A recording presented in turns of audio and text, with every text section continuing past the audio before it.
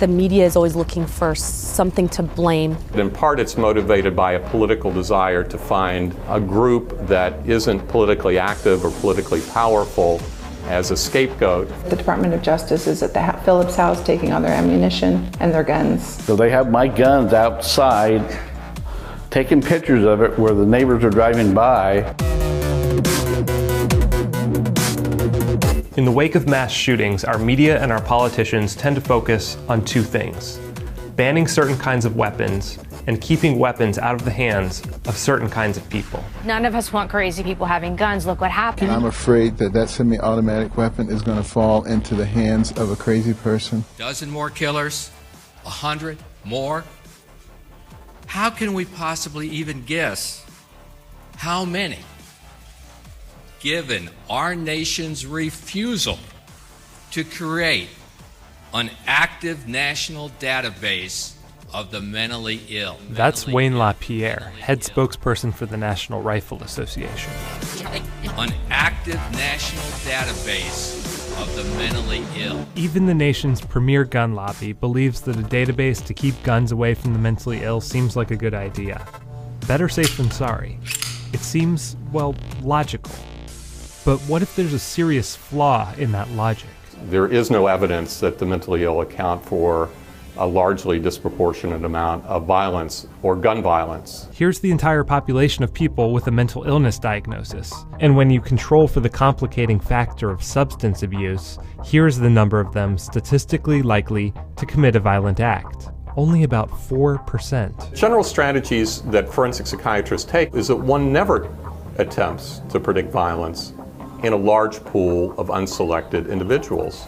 If you have a test that is 90% accurate and you applied it to 100,000 people, the rate of violence is roughly 0.5% in the general population.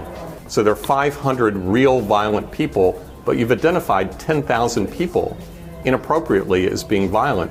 In the absence of a history of violence or any of the other risk factors, it is impossible to identify who will go on to become violent. For every individual who goes on a shooting rampage, there are 100 or perhaps more individuals who've also had disturbed relationships with teachers, parents. Authorities want to know what caused the alleged gunman, Jared Lee Loughner, to snap. We hear it over and over again. If he'd been transported to a psych ward, the shootings might never have happened. There were clear warning signs. Here to talk about the warning signs in a case like this. Should we have been picking up some signs on this we guy? should be looking for in individuals like this. Once we know the outcome, it is easy to look back and perceive a pattern that seems to be leading to a common event.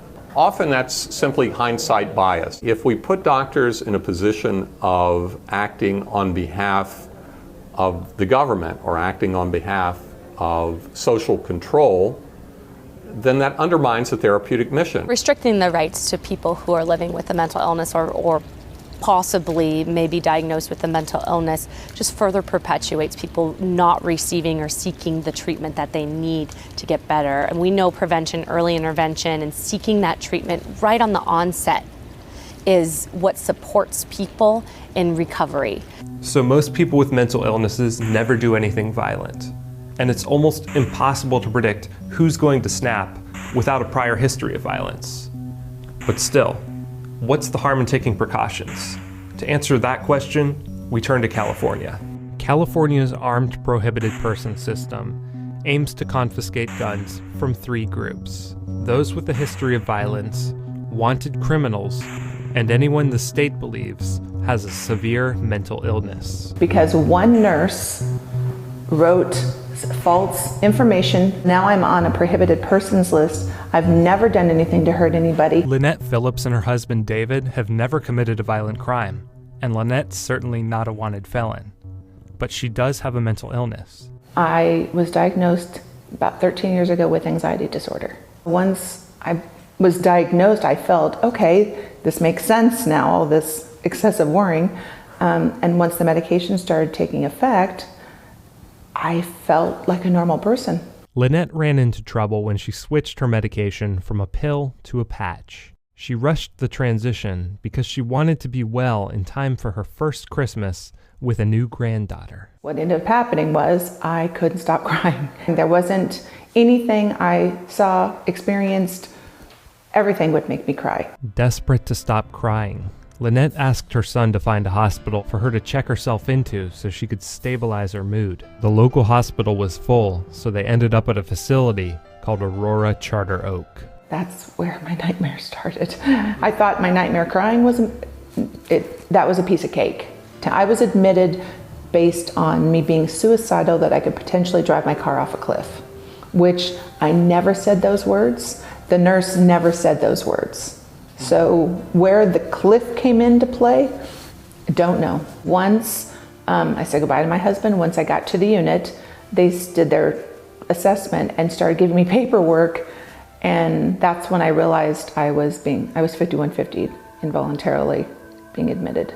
Despite voluntarily seeking treatment, Lynette was involuntarily committed to the hospital. Representatives at Aurora Charter Oak declined to comment for this story, but Lynette says she was released before the full 72 hours, once the hospital psychiatrist actually had a chance to see her. He said better policies and procedures should be in effect so this doesn't happen. Nobody apologized. That's closest to an apology as I got. Lynette has a letter from her personal psychiatrist backing up her claim that she sought treatment voluntarily.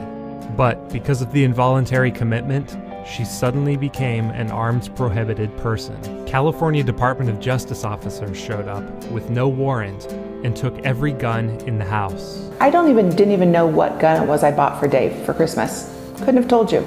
I've never loaded a gun. You bring 9 officers to the house, you surround the house. How much is that costing? They didn't need to do that. They embarrassed us in the neighborhood. It is humiliating when somebody comes to your door and treats you like a criminal. It's not how we should be treating people who are living with an illness. To the extent that society continues to vilify the mentally ill and to scapegoat them as being the primary cause of gun violence is a major step backward. There needs to be some better policing of who they're coming after.